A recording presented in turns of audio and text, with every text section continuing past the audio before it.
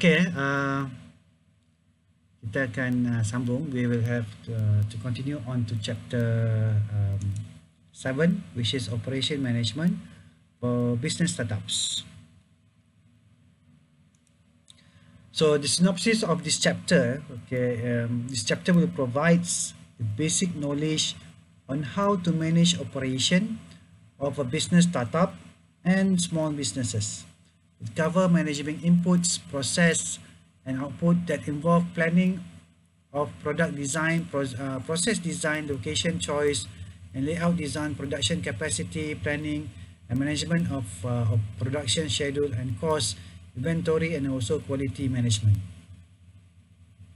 So the objective of this chapter are to introduce operation management, to discuss product design, process design, location choice, and layout design, and production capacity planning and management of production schedule and cost, inventory, and also quality management. So at the end of this chapter, students should be able to discuss basic operation management, especially for small business startups, and also discuss and apply the knowledge on operation management to the entrepreneur practical project. Okay, the list of topics will have the process location planning, process design, sourcing of equipment, and also layout planning, production planning and capacity management, inventory management, quality management, and operational cost and product costing. Okay, nampak ni banyak kepada manufacturing, banyak kepada manufacturing. Tapi kalau you bukan manufacturing, it's a bit different lah. Kalau you are services, kan, a bit different.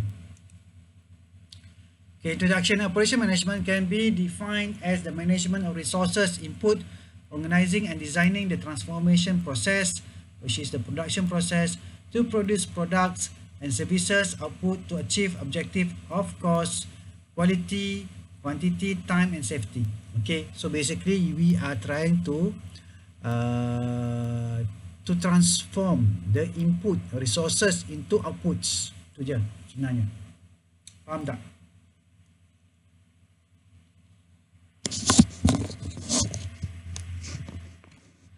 Okay. We want to transform the input, okay, to become output. Okay. Okay, contoh input macam ni lah. Okay, kalau you tengok apa ni input, okay, kepada sambal, tahu tak sambal balado? Tahu tak sambal balado? Orang Minang ke? Orang Minang. Okay, orang Minang selalu makan sambal balado kan? Okay, sambal dia letak cili. Sebenarnya simple je. Cili tambah dengan bawang, lepas tu dia goreng kan. Dia goreng sambal tu sampai dia keluar minyak lah. Tu sambal balado lah. Okay, betul tak? Kita tak tahu. Okay. Okay, so dia goreng lama jugalah untuk dia ni. Dan minyak pun jadi sambal balado ni ada yang pedas, ada yang tak pedas. Okay, yang tak pedas tu dia kurangkan cilinya, yang pedas tu dia cilinya banyak. Okay, dan mungkin cilinya tak dia tak blend sekali dengan apa ni, ada yang blend sekali dengan bawang tu, dia blend sampai halus lah kan. Ada itu dia tak blend sampai halus, dia macam racik-racik je kan. So bergantung lah Jadi maksudnya you tahu input dia hanya apa? Bawang dengan cili merah ataupun cili hijau, lepas tu minyak, betul tak?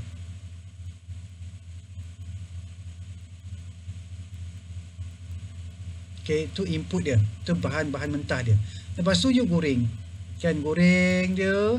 Lepas tu dia goreng dia. Kalau you contohnya you masak dalam 100 kilo lah, contoh 100 kilo tu besar tu dia punya kuali tu.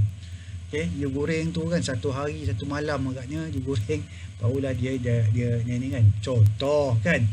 Okay, lepas tu you lepas you goreng tu sambal balado tu, you nak kena masukkan dalam bekas. kan. So you nak jual kan, sebab apa, macam mana you nak jual kat customer kalau you tak ada bekas? Takkan you nak pakai plastik je, simpan lama. So you mungkin masukkan dalam tin. Okay, you masukkan dalam tin, dia boleh simpan tahan lama. Contoh lah. Okay, tapi orang simpan ke lama-lama sambal balado ni? Okay, tak apalah, you contohnya you tak payah simpan dalam lama-lama lah, you pakai dalam plastik, bekas plastik je, dan dia tak besar sangat, dia kecil je, supaya orang tu makan, dia boleh makan habis sekejap je, lepas tu tak adalah nak kena simpan apa kan. Kecil-kecil je bekas dia. So you kena masukkan tu. Okay, lepas you dah masak tu, you masukkan tu, mungkin you pakai mesin. Okay, maksudnya dia mesin tu you masukkan dia ke atas tu, dia akan turun sendiri dia punya sambal masuk dalam bekas tu. Okay, lepas tu dia tutup sendiri pun kan. So itulah proses dia, proses transformation proses tu, daripada cili dengan bawang dengan apa ni, dengan garam dah lupa, garam dan juga minyak dimasak kan, digoreng. Okay, last sekali sampai jadi dalam satu bekas yang boleh orang pergi makan je, dia boleh ambil nasi dan masukkan benda tu. Okay, nak tengoklah kuantiti dia, kualiti dia. Okay, dah boleh masak banyak tu, kualiti dia sedap tak? Sebab masak sikit, masak banyak, 100 kilo, rasa dia macam mana? Kan? Kuantiti dia, kalau contohnya kuantiti dia masak sikit-sikit, macam mana you nak memenuhi order kan? Time dia berapa lama, dan safety dia berapa? Safety dia ada tak? Keselamatan dia. Okay? Kan, sebab apa? Barang makanan contohnya, kita tak boleh ada besi ke kuprom ke dalam tu. Okay, kadang-kadang kan ada dia dah masak tu, okay, ada besi atau kuprom di dalamnya. So itu sebagai contoh lah. Okay, sebagai contoh. Dan macam mana nak bagi contohnya barang makanan tadi, saya sambal balado tu tadi lama, tapi dia lah menjejaskan dia punya kesedapan dia apa semua tu, dia tahan lama. Tapi mungkin you kena pakai apa, asid ke, asid apa contohnya kan. Tapi adakah you nak dia tahan lama sangat, ataupun memang cukup dia dalam beberapa hari je cukup untuk tahan kan. And then kita tengok dari input, okay, lepas tu dia proses dia jadi output, lepas tu bagi kepada customer. Customer akan bagi feedback. Customer akan bagi feedback. Ya, tak sedap lah kan. Rasa tak macam apa lah kan, dekat macam tu kan. Rasa ni macam apa tu kan. So tak sedap dia kata. Contoh kan. Lepas tu you kenalah bagi sedap balik. So location planning, lagi satu kita tengok mana kita nak buat tu. Okay. So kalau kita nak location kita tu dekat dengan pelanggan ke kan, ataupun high population growth ke, ataupun dekat dengan bahan mentah ke kan, ataupun sama ada tempat tu okey tak, infra dia dengan fasiliti dia, jalan ada ke tak, tu semua kena fikir. Okay. Harga dia pun, sewa dia contohnya, kadang-kadang kalau you sewa atau beli tanah tu, kalau you beli tanah tu dekat kawasan-kawasan yang tertentu, okay, in a very discreet location, okay, you can have a very cheap price lah. Tapi if your location is Kuala Lumpur, okay, the price might be not that cheap lah. Okay, so ada banyak faktor. Okay, contohnya kalau you nak buat kilang lah, okay, kalau you nak buat kilang. Tapi alhamdulillah lah, kita ni bukan buat kilang sebab kita lebih kepada online kan. Kita akan buat online nanti untuk kita punya business. Ya, kalau buat kilang banyak nak fikir kan, nak buat kilang lah, nak buat tu lah kan, dekat mana lah kan.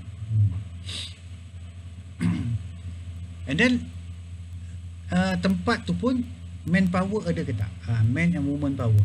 Kadang-kadang tu kita pergi ke kampung-kampung tapi tak ada manpower. Sebab apa? Semuanya dah orang tua tinggal, orang muda semua dah berhijrah ke bandar. Okay, there is no what you call it manpower or woman power, because okay, only the old people are living at the certain location. Good visibility and easy accessibility, okay, low crime rates and availability of facilities and services such as hospitals, schools, banks, sports facilities, etc. So this is also important because if you have workers, okay, you need to have these facilities lah hospital, school, banks, and so on. Okay, process design, sourcing of equipment and layout planning. Okay, basically layout you need to have to understand layout ni. Okay, if you have a factory for example, you can have like a fixed layout. Fixed layout maksudnya dia masuk A keluar memang akan jadi masuk A keluar jadi B lah. Okay, masuk A fix. Okay, maksudnya masuk bahan mentah tu dia keluar jadi output tu. Okay, tapi certain what you call it flexible layout ni, you boleh tukar certain machine. For example, dia ada 2-3 machine contohnya, tapi you tukar certain machine tu. Okay, kalau you masuk A dia keluar B kan, tapi you tukar machine yang satu yang tengah-tengah tu mungkin dia jadi C. So dia bagaikan lagi produk tersebut. So in a small business employing a traditional production process, product are made in a small quantity and they are normally produced to fulfill specific customer needs, right? Generally, the tools and machine used are designed to perform specific isolated tasks to help operators to perform their work. Okay, entrepreneurs must choose machine that are suitable with its production tasks in terms of quality, price, quantity, after sales service, and also maintenance, etc. And the layout, planning and positioning of the machine must be designed to achieve efficient process flow, safe operation, effective and also convenient process control. Ini untuk ni. Okay, kita tengok contoh Okay, contoh mula dia pick raw material from freezer box, then the heating of patty and bun, yang maksudnya panaskan. Okay, panaskan daging dan juga roti. Placement of cooked patty and condiment in bun. So daripada bun tu termasuk kalau daging burger tu, patty ni daging burger lah kan, patty daging burger, letakkan dia punya condiment kan, condiment apa ni, sauce dia punya rempah dia apa semua, dan wrapping of burger and deliver to customer. Nampak ini adalah proses dia, design dia. Okay, tapi ini small business burger, stall burger. Okay, stall burger. Okay, so setiap ni mesti ada dia punya design dia punya proses dia. So an entrepreneur must design adequate production facilities to produce output that fulfills sales forecast. Decision must be made on the type, quality and number of machine, equipment and manpower required for the planned production. Depending on the volume of production, he may choose to use a fully automatic, semi-automatic or manual production system. Okay, dia boleh pakai fully automatic, semi-automatic ataupun okay, 100%. Contoh tadi macam burger tadi kan, okay, kalau you nak tukar dia jadi benjo, apa yang you kena tukar kat sini? So dia tak boleh ambil patty, dia kena ambil telur kan, benjo. Tapi untuk masak benjo tu dia tak boleh pakai direct dengan dia punya kuali terus, dia kena pakai benjo punya ring tu kan, yang ring tu. So pecahkan telur, letak dalam. So itu contoh dia lah. Tiba-tiba kalau you nak tukar dia, contoh yang ni dia nak nak masak apa ni pula, oblong. So oblong, so apa yang beza dia? Raw material lah beza. Okay, yang ni tak banyak lah. Yang beza tadi macam contoh macam benjo tu ada beza sikit lah, sebab you pakai satu mesin lain. Okay, satu benjo punya ring tu kan. Ataupun apa lagi kalau yang berbeza ni, lain tak adalah, benjo lah mungkin. Okay, so inventory management, entrepreneurs must manage inventory effectively because adequate inventory help entrepreneurs to meet market demand. So kalau bahan mentah, inventory ni dia boleh dua, satu bahan mentah, separuh siap inventory. Okay, bahan mentah ataupun separuh siap. Okay, kadang-kadang tu barang tu separuh siap lah, sebab tu dipanggil inventory yang separuh siap. Kalau yang bahan mentah tu memang betul-betul mentah lah. Okay, so kena prepare betul-betul. We need to prepare, we need to plan. Okay, so that we don't want the inventory to be finished, okay, during the operation. Okay, inadequate kan, maksudnya tak cukup, will cause disruption to operations and incur miss sales operation. Ini bukan sendawa kenyang tau, sendawa angin. cakap ni kan. Sedawa angin, sedawa kenyang lain kan ada orang cakap duk tali kenyang ke sedawa, bukan okay. Too much inventory means high inventory cost and reduce business profit. So maksudnya kalau you banyak sangat inventory, dia akan jadi cost kepada you. Kenapa? Bila you kena ada cost. Contohnya macam mana? Bila barang inventory terlalu banyak, pertama you kena ada tempat nak simpan. Okay? Gudang lah, gudang. Bila kena ada gudang, kenalah ada sewa gudang ke, ataupun nak sewa guard ke, bukan sewa, upah guard ke, elektrik ni lagi dan sebagainya. So inventory yang terlalu banyak akan meningkatkan cost. Okay? Bila cost meningkat, okay, keuntungan berkurangan. In short, inventory is entrepreneurial valuable capital. All capital must be managed effectively and efficiently. Okay? A business that has too much inventory will increase holding or storage carrying costs and occupy more. Too little inventory may cause stock shortage and also affect customer service. Kalau tak cukup pula, customer tak dapat, kan marah customer, apa benda ni datang-datang tak ada, datang-datang je dah habis, datang-datang je dah habis. So yang tu tak okey tu. Ada satu Facebook, so saya terbaca lah, satu untuk usahawan, dia cakap minta maaf lah, okay, nasi habis kepada customer dia. Minta maaf lah kepada customer yang datang semalam minta maaf sebab nasi habis. Memang dia punya masalah ialah masalah nasi daripada dulu tak selesai. Yang itu masalah inventory tak pandai nak jaga. Okay, contoh lah, dia cuma bayang orang buka puasa, okay, tapi bukan saya lah, saya cuma baca yang dia sendiri tulis. Okay, dia sendiri, dia entrepreneur tu sendiri, usahawan tu sendiri yang tulis. Dia menjamu orang untuk berbuka puasa, tapi nasi tak cukup. Orang tengah buka puasa, ada yang nak tambah, kan? Kena macam saya, satu pinggan tak cukup, kena tambah lagi lah, kan? Kalau kena macam you, mungkin 2-3 pinggan, kan? Betul tak? Tapi tak boleh. Betul ke? 2-3 pinggan. Okey, saja. Gurau je, gurau. Okey. Mana tahu ada dekat depan saya beritahulah satu pinggan, tapi kat belakang ambil kau satu pinggan tu, kan. Satu pinggan tu dia punya macam tu. Kan? Okey. Taklah, ini orang-orang muda macam tu lah, orang muda. Okay. So in a retail business, okay, the general rule of thumb is that inventory for fast moving item would be adequately stocked, okay, while inventory for slow moving item few but adequate. So maksudnya ni, kalau yang fast moving ini maksudnya cepat, kan, dia sekejap habis. Yang ni kena stock, kena ada. Okay, tapi kalau yang slow moving ni kena ada sikit je tapi kena adequate. Faham tak? Kalau yang slow moving ni tak payahlah banyak sangat stok dia, tapi dia biar cukup. Okay, the objective of inventory management is to determine optimum inventory level that is suitable for the business. So dia nak, maksudnya dia nak macam ngamnya lah, dia panggil macam tu, ngam je. So tak adalah customer boleh balik sebab tak ada stok.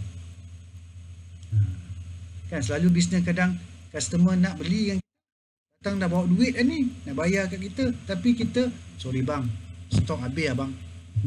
Besok datang balik, sorry bang, stok habis lagi bang. Kan? Lepas tu dah orang tu dah tak datang dah. Okey, dah tak datang dah.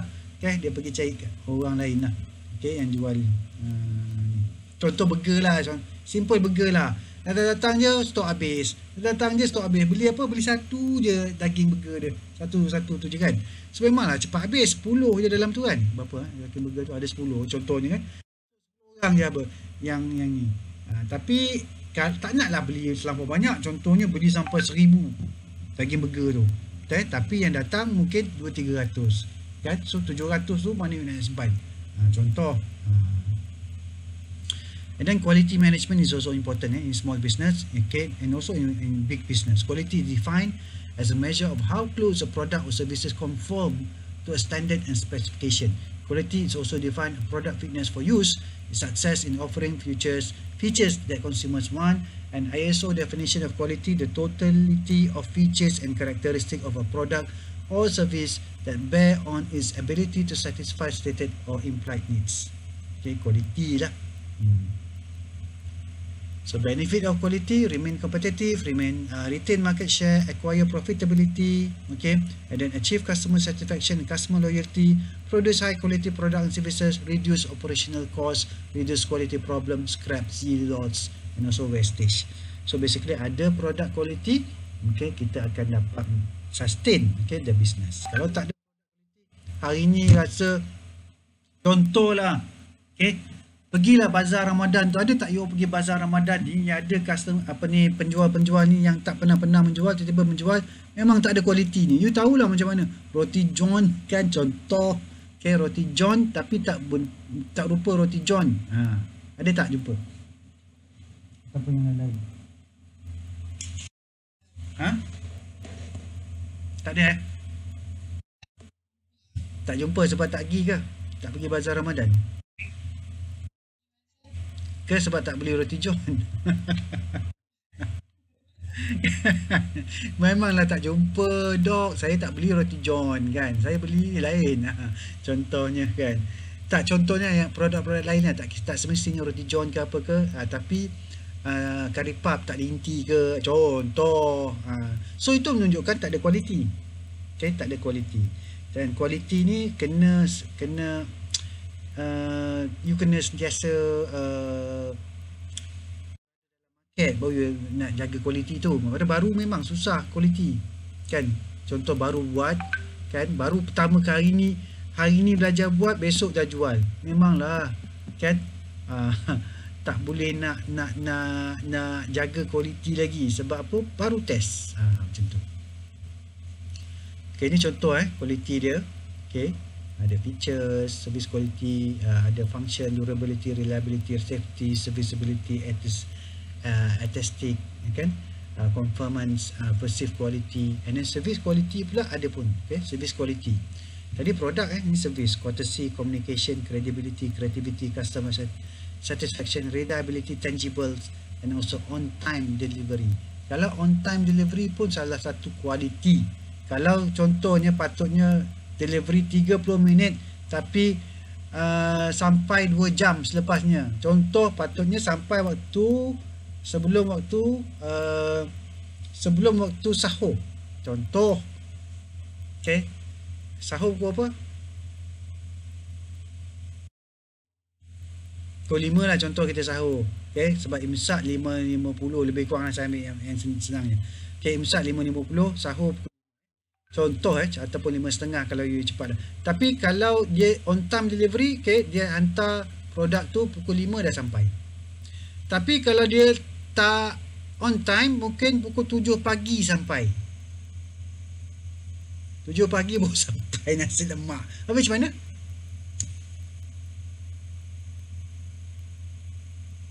Ada kualiti tak?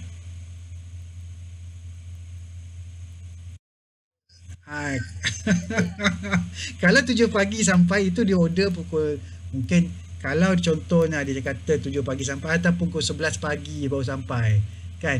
Kalau 11 pagi sampai tu saya rasa dia order pukul 10 contoh, ataupun dia order pukul 10.30, 11 pagi sampai. Yang tu lain, itu bukannya untuk waktu sahur, tu memang dia tak puasa kan. Okey, jadi kalau you order, okey, you nak pukul 5 pagi ataupun pukul sebelum buka puasa lah, pukul 7 lah you nak target sampai 7 petang, sampai pukul 7 pagi ataupun sampai pukul 8 pagi, orang dah patutnya, kalau dia sampai sebelum 7, maksudnya kalau sebelum imsak pukul 5.40 ke, okey lagi kan. Sebab imsak 5.50 macam tu kan. So ini sampai pukul 7 pagi, pukul 8 pagi so siapa boleh makan? Sama juga dengan kalau dia dah sampai lepas buka pun okey lagi lah kan, still boleh makan lagi sebab you dah berpuasa kan. Taklah seteruk macam kalau time untuk bersahur contoh. So kualiti tu memang kena jaga. Okay, walaupun dia dah masak cantik tapi servis servis kualiti tak cantik, tu jadi tak cantik lah. Okay, nasi lemak tu dah sedap tapi servis dia, pengantaran dia tak bagus, jadi tak cantik. Okay, cost of non-quality. Entrepreneur must realize that the cost of non-quality is very high. Okay, external cost involve poor reputation, loss of repeat customer and rejected or return product cost. Jadi kalau contohnya sampai pukul 7 pagi tadi, you agak-agak orang tu nak terima tak? Mesti dia reject kan? Betul tak? Dia kan reject. Okay, internal cost involve wasted cost on materials and labor, rework cost and low morale among workers. Cuba you bayangkan ya, customer reject, lepas tu you kena buat rework maksudnya buat balik kan. Jadi bila buat balik, kadang-kadang employee workers pun rasa tension juga kan, rasa kena buat balik kan. Memang dia orang kena buat balik lah sebab tak sampai kepada kualiti dia contoh. Tapi akan jadi low moral kepada workers. An entrepreneur should initially focus on preventive effort to eliminate defect and seeks the cause of this defect, the effective method, power, equipment, management, procedure and system and layout and workplace. Saya kadang-kadang ni saya tengok terutamanya lah, saya bukan nak kata, tapi usahawan orang Melayu, okay, usahawan Bumiputera agak kurang dalam bab kualiti. Okay, kurang sangat dalam bab kualiti. Sebab apa? Mungkin dia setakat buat je, okay, dia tak fikir yang bahawa kualiti ni boleh buat repetitive customer. Quality is very important, quality is very important. So do extra, okay, extra service, okay, untuk melebihi daripada jangkaan customer. Macam tu. Okay, contohlah you buat nasi lemak kan, orang biasa nasi lemak ialah adalah biasa yang apa, ada apa, nasi, ada sambal, ada apa lagi, timun dan sebagainya lah kan. Okay, tapi jadi orang expect nasi lemak macam tu. Okay, tapi you bagi extra, bukan saja nasi lemak kan, tapi you bagi juga contohnya delivery. Okay, so dia ada extra, dia ada dua tu, okay, dua benda. So you bagi nasi lemak dan juga delivery. Okay, orang lain tak bagi, orang bagi nasi lemak je, dia kena pergi sana dan apa semua kan, tapi you bagi delivery. So itu contoh-contohnya. Kita bagi exceed expectation orang-orang yang customer yang biasa. Okay.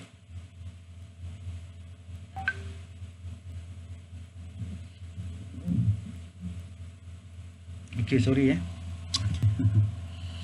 dia bercakap banyak ni. Okay, angin pula. Alright, so and then the cause and effect, okay, diagram below also known as Ishikawa. Okay, ini adalah Ishikawa diagram. Ishikawa diagram can facilitate an exercise of identifying quality problems, their root cause and possible remedies and solution.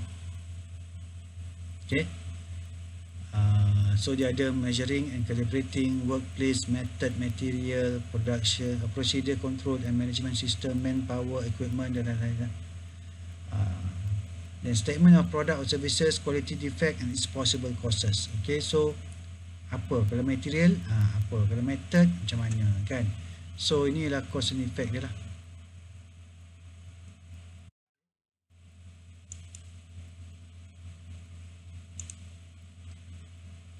Then kita look at operational cost and product costing. One of the objective of operation management is to minimize the cost per unit of production so that the product can be sold at a competitive price. So basically they want to make sure that the cost is kept at a very low level. Okay. Then operational costs include cost of direct materials and labor and also overhead. Okay. And direct material and labor include the money, spent on materials and labor directly used for the production of the product. Okay, indirect material and labor. Okay, gaji, kerja dan juga bahan mentah.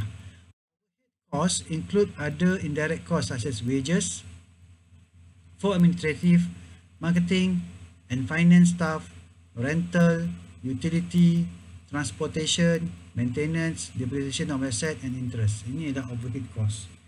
Overhead cost ni selalunya berubah berdasarkan kepada output, kepada jualan. Okay. So total operational cost ialah equal to direct cost of materials plus direct labor cost plus overhead cost equal to total cost.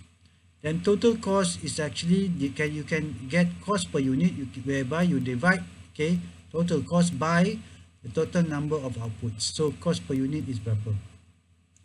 Okay. So summary for this chapter. This chapter introduces operation management that needs to be addressed by an entrepreneur when starting a new business. So an entrepreneur will have to choose the site location, plan his production system, and estimate the cost of unit per unit of the output. Ultimately, the operation management must be able to meet operational objective of quality, quantity, delivery time, and also cost and safety. So that's for chapter operation management. Okay, any question or not for this?